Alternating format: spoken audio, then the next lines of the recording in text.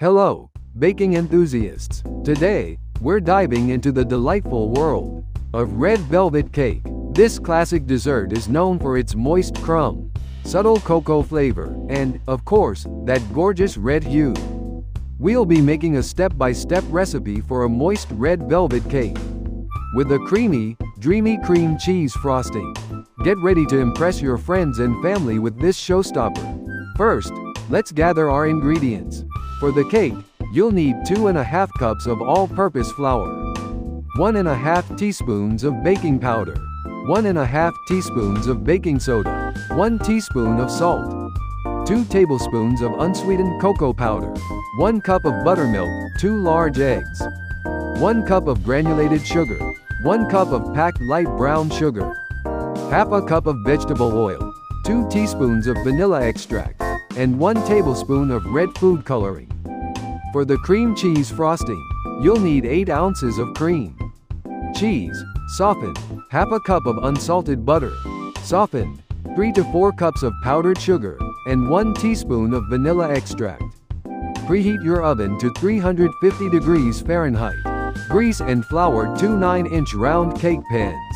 This prevents the cake from sticking and makes it easier to remove once baked. In a large bowl, whisk together the flour, baking powder, baking soda, salt, and cocoa powder. This ensures all the dry ingredients are evenly distributed.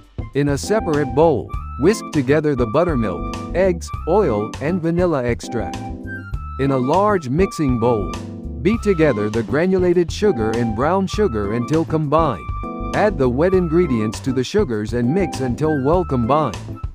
Gradually add the dry ingredients to the wet ingredients, mixing until just combined. Be careful not to overmix, as this can lead to a tough cake.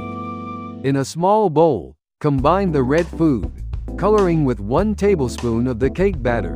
This is your red velvet mixture.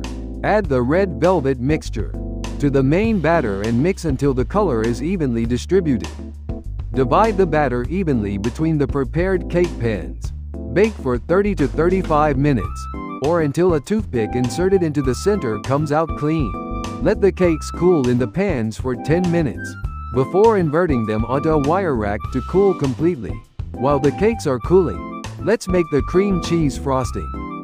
In a large bowl, beat the softened cream cheese and butter together until light and fluffy. Gradually add the powdered sugar, 1 cup at a time, mixing until smooth.